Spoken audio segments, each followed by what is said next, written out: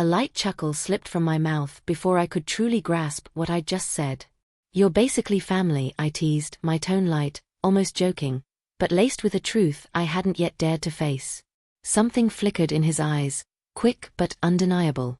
A passing shadow across his face. He finished his drink slowly, swallowed hard, then gave a small nod. "Thanks," he said under his breath. And just like that, he stood up and walked away. No anger, no hesitation.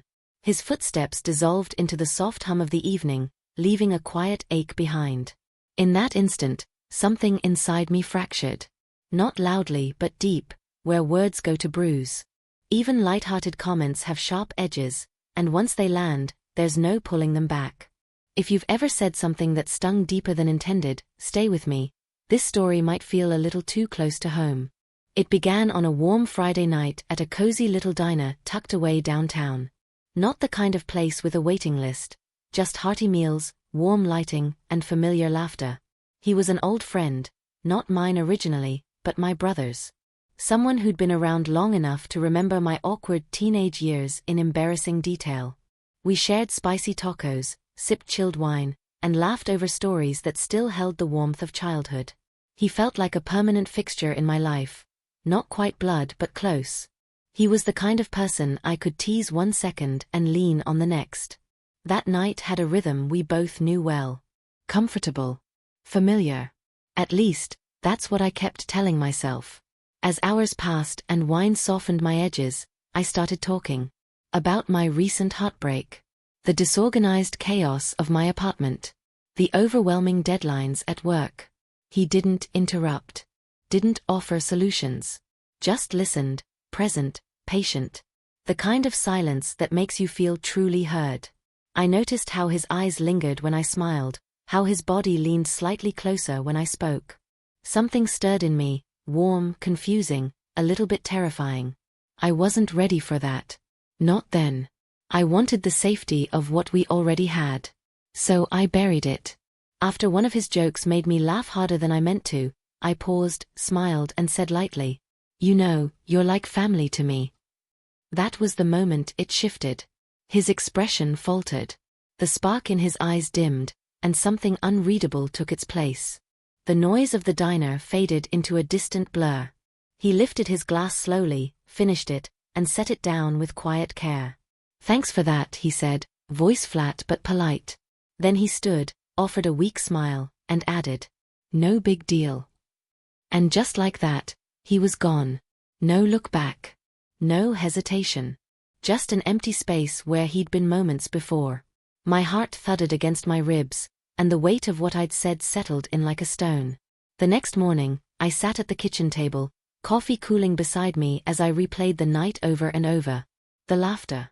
The comfort. The way we fit together so easily. And those words, like family, they weren't harmless. They were a shield. Had I been trying to protect him? Or just myself? Was I too scared to admit what was really happening between us?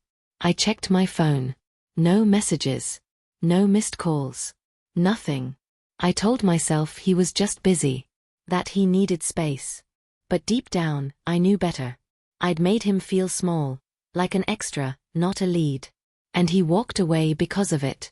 The days that followed dragged like wet clothes clinging to skin. I forced myself through brunches, meetings, bad dates. But every quiet moment echoed with the sound of what I'd lost. He hadn't just been a friend. He was a steady presence. Someone who showed up not out of obligation, but because he cared. He didn't try to fix me. He stayed beside the mess. And I'd clung to that comfort, only to shove it away with a careless sentence. Weeks later, I saw him again. A mutual friend's party. He stood across the room, laughing freely with someone new. That laugh, bright, effortless, familiar. My chest ached. I missed it. Missed him. I thought about walking over. To explain. Apologize. Say something real. But I didn't know how to be vulnerable in that way. So I stayed rooted, watching someone else enjoy what I'd let slip. Later that night, I called a friend. "He's here," I said quietly. "Yeah," she answered.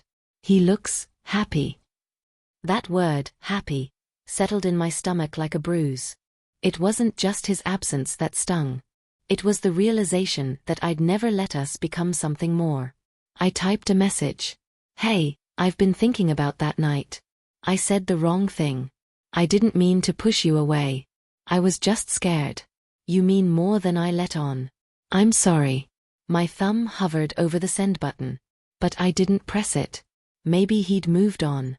Maybe my words would sound hollow now. Or maybe this silence was the consequence I had to carry. So I left the message unsent. Here's what I've learned. Words, even the small ones, can carry a weight that shifts everything. Comfort is easy. Love isn't. But comfort can cost you what matters most. The regret of a missed chance cuts deeper than any rejection. If you've ever called someone just a friend when your heart knew better, stop. Don't let fear write your ending. I didn't run out of love that night. I ran out of courage. Saying he was family was easier than admitting I wanted more. But he didn't try to convince me. Didn't chase. He simply walked away, because he saw me fully, and I still chose the safe words. Now I live with the silence that followed. And the lesson that came with it. Words can protect, but they can also imprison. And hearts don't always break loudly. Sometimes they just stop being seen.